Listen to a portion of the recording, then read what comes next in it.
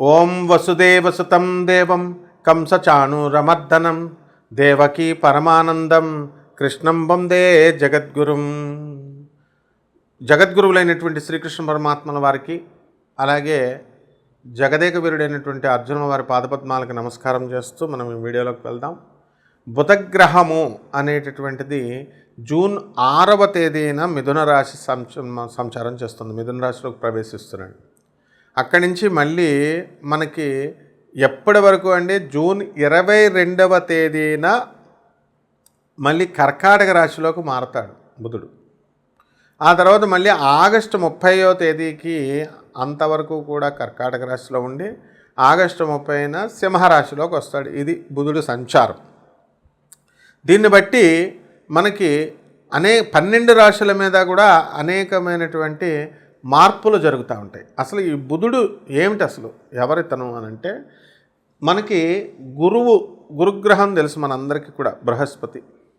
ఆయన భార్య పేరు తార, చాలా అందగత్తె. అయితే చంద్రుడు మనకు తెలుసు. ఈ చంద్రుడు ఏం చేస్తాడు, తన గురువైనటువంటి బృహస్పతి యొక్క భార్యను ప్రేమిస్తాడు.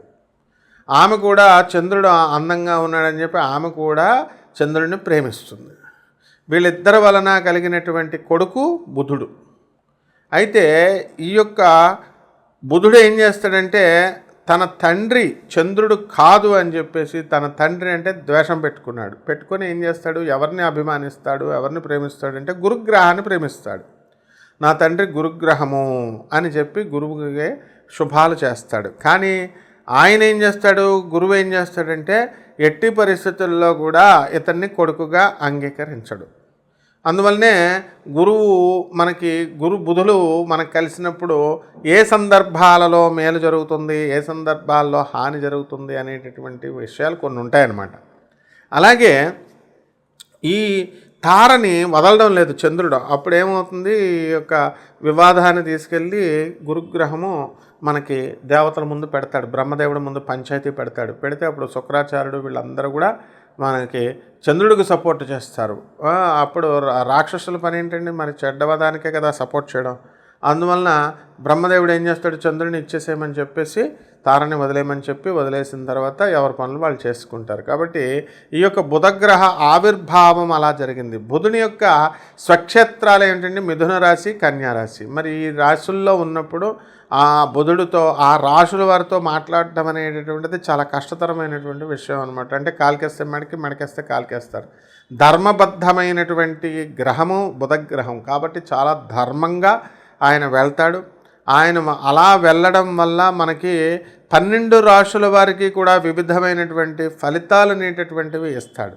అంతేకాకుండా ఈ బుధగ్రహము అనేటటువంటిది దేనికి అంటే బుద్ధి బలానికి, నరాల వీక్నెస్ రాకుండా ఉండడం అనేటటువంటివి జరుగుతాయి.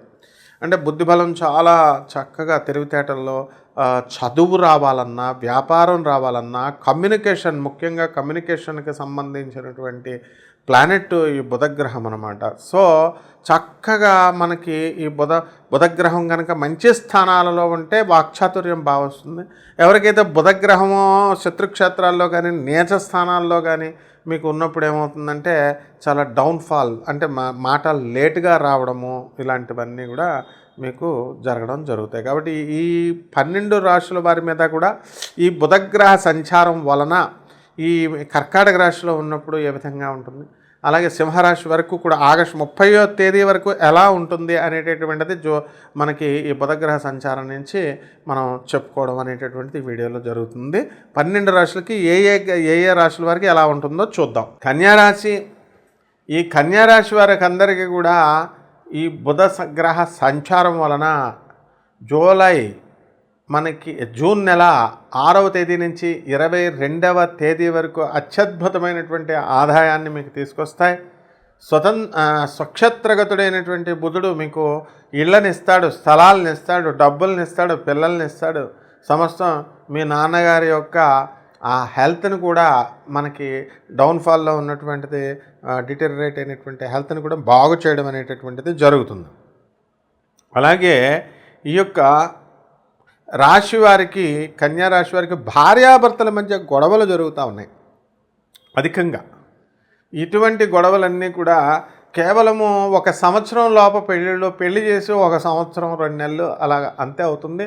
కేవలము లైంగిక పటిష్టత లేదు అనేటటువంటి కారణాలతో కొంతమంది పెద్దలు ఇగోస్కి వెళ్ళి విడదీసేసేవి ఇంతకుముందు ఉండేవి. కానీ ఇప్పుడు అన్నీ కూడా మరి ఈ డ్రింకింగు, ఈ సిగరెట్ల స్మోకింగు ఇలాంటివన్నీ కూడా వచ్చేసి మరి సాఫ్ట్వేర్ ఉద్యోగాల్లో ఉన్నటువంటి వాళ్ళు చాలామంది కంప్యూటర్ల ముందు ఉండడం, పాపం మగాళ్ళ బాధలు మగాళ్ళకు ఉంటే ఈ లైంగిక పటుత్వం లేదు అనేటటువంటి కారణాలతో మగాళ్ళంతా కూడా రిజెక్ట్ చేయబడుతున్నారు. మెయిన్గా ఈ గ్రహం కన్యారాశి వాళ్ళకి ఇలాగే చేస్తుంది. అందువల్ల వాళ్ళకి అసలు పెళ్ళిళ్ళు చేసుకోవాలంటే భయపడి వస్తున్నారు మగవాళ్ళు అనమాట. ఆ విధంగా భయంతో కొంతమంది కన్యారాశి వాళ్ళు ఉండడం అనేటటువంటిది జరుగుతుంది. కోర్టులకు వెళ్ళినటువంటి వాళ్ళకి అందరికీ కూడా వీళ్ళకి అనుకూలమైనటువంటి తీర్పులు వీళ్ళకి రావడానికి అవకాశాలు ఉన్నాయి. కాబట్టి వ్యాపారాల్లో కూడా కాన్సన్ట్రేషన్. రైతు కూడా ఒకానొక సమయంలో బ్రహ్మాండంగా పండించేవాడు. ఇప్పుడు ఈ బుధగ్రహ సంచారం వల్ల రైతు కూడా పొలంలో వాట్సాప్ చాటింగ్లు చేస్తూ ఉంటాడు లవర్స్కి. ఆ విధంగా కొంతమంది రైతులు కూడా పని మీద దృష్టి పెట్టకుండా కేవలము ప్రేమ ప్రేమ ప్రేమ అంటూ ఈ కన్యారాశి మగాళ్ళంతా కూడా కొంతమంది ఇలా చేయడానికి అవకాశం ఉంటుంది. కాబట్టి ఇందులో ఈ విషయంలో ఆడవాళ్ళకి సంబంధం ఉండదు. వీళ్ళంతా కన్యారాశి ఆడవాళ్ళు బ్రహ్మాండంగా వీళ్ళ యొక్క బుధగ్రహం అనేటటువంటి నపుంసక గ్రహం. అంటే సగం ఇటు చేస్తే సగం అటు చేస్తూ ఉంటుంది. కాబట్టి ఆడవాళ్ళు పని పని పని అంటూ ఆడపడుచుల మీద లేకపోతే అత్తగారుల మీద వీళ్ళతో మమ్మల్ని పిలవలేదు ఫంక్షన్స్కి, లేదా మేము వాళ్ళని పిలవమని ఇలాంటి పట్టుదలతో వీళ్ళు ఈగోలకు వెళ్ళడం అనేటటువంటివి జరుగుతాయి. మెయిన్గా నేను చెప్తున్నాను, ఈ ఫోన్లు వాడకం వల్ల, అధికంగా ఫోన్లు వాడడం వల్ల ఎట్టి పరిస్థితుల్లో నపుంసకులైపోవడానికి మగవాళ్ళకి అవకాశాలు ఉన్నాయి. కాబట్టి వీటిని జాగ్రత్తగా తగ్గించండి. అసలు కనీసం ఈ కమ్యూనికేషన్కి సంబంధించినటువంటిది బుధగ్రహ మార్పు మెయిన్గా వీళ్ళందరూ కూడా కన్యారాశి వాళ్ళంతా కూడా మరి అవతల పార్టీ అమ్మాయిలు మాట్లాడుతున్నారు కదా అని తెగ మాట్లాడుతూ ఉంటే వాళ్ళు కంపల్సరీ హ్యాండ్ ఇచ్చేస్తారు మీకు. డెఫినెట్గా మీ అందరికీ అమ్మాయి పోయే మందు బాటలు దొరికే అనేటటువంటి విధానంలో విద్యార్థులంతా కూడా లవర్స్ ఉంటారు. ప్రేమ వివాహాలు భగ్నం అయిపోవడానికి అవకాశాలు ఉన్నాయి. కాబట్టి జాగ్రత్తగా మీరు నేను చెప్పిన రెమెడీస్ క్రిందవన్నీ కూడా చేసుకోండి. పేద ప్రజలకు సహాయం చేయండి. తర్వాత ఈ యొక్క సాధువులకి, అనాథ పిల్లలకి, వికలాంగులకి సహాయం చేయండి. అంతేగాని లవర్స్కి తీసుకెళ్ళి రెస్టారెంట్లో భోజనాలు పెట్టడాలు, తిరగడాలు ఇవన్నీ ఏముండవు. వాళ్ళు ఎలాగో మీకు హ్యాండ్ ఇచ్చేయడం అనేటటువంటి జరుగుతుంది. ఇందులో డౌటే లేదనమాట. కాబట్టి మిగతా రెమెడీస్ అన్నీ కూడా జాగ్రత్తగా చేసుకోండి. మనకి బుధగ్రహ సంచారము అనేటటువంటిది జరగడం వల్ల కర్కాటక రాశిలో ఈ యొక్క బుధుడున్నాడు. అందువలన కొంచెం మనకి మిత్రక్షేత్రము అనేటటువంటి చంద్రుడు హాని చేయడు, కానీ బుధుడు ఉండడానికి అసౌకర్యకరంగా ఫీల్ అవుతూ ఉంటాడు. ఇప్పుడు మీరు అందువలన ఏం చేయాలండి అని అంటే మనకి 12 రాశుల వారికి కూడా మనకి ఏ రాశి వారికి చక్కగా మనం చెప్పుకున్నాం. అందువల్ల కొన్ని రెమెడీస్ చేసుకోవాలి మనం ఈ రాశి వారు. ఏమిటది అని అంటే మనం ఈ చక్కగా కిలోంపావు పెసల్ని, తర్వాత ఆకుపచ్చ రంగు ఉన్నటువంటి వస్త్రాల్ని ఇచ్చి పేద బ్రాహ్మణులకి బుధవారం నాడు ఉదయం కరెక్ట్గా 7 గంటలకి మనము దానం చేసుకోవాలి. ఒకటి అధిక పారితోషికం బ్రాహ్మడికి ఇచ్చి, రెండవది చక్కగా గ్రీన్ కలర్డ్ వస్తువులు ఏవైనా కనుక ఉన్నట్లయితే అవి కూడా మనం దానం చేసుకోవచ్చు. అలాగే రావి చెట్టుకు చక్కగా నీళ్లు పోసుకోవాలా. రావి చెట్టుకు నీళ్లు పోసి చక్కగా మీరు 108 ప్రదక్షిణాలు ఓం బుధాయ నమః అంటూ మీరు ఈ యొక్క రావి చెట్టుకి మనం బుధవారం నాడు చేయాలి. అలాగే ఓం శనేశ్వరాయ నమః అంటూ 108 సార్లు రావి చెట్టుకు చేయాలి. రావి చెట్టు మొదలలో బ్రహ్మదేవుడు, మధ్యలో మరి విష్ణువు, పైన శివుడు, శాఖలన్నీ కూడా సకల దేవతలు, ఇంద్రాది దేవతలు ఉంటారు. కాబట్టి ఈ రకంగా మీరు చేసుకోవాలి. నెక్స్ట్ ఈ యొక్క మేడి చెట్టును చూసుకోండి. ఆ మేడి చెట్టుకి గురువారం నాడు చక్కగా మనము 108 ప్రదక్షిణాలు ఓం దత్తాత్రేయాయ నమః అంటూ చేసుకోవాలి. ఇక మూడవ శాంతి ఏమిటంటే ఈ యొక్క బుధగ్రహానికి చక్కగా మనము ఓం శ్రీరాముడు కానీ, కృష్ణుడు కానీ, మరి విష్ణుమూర్తి యొక్క నామాలని అష్టోత్తర పూజను మీరు చేసుకోవాలా బుధవారం నాడు.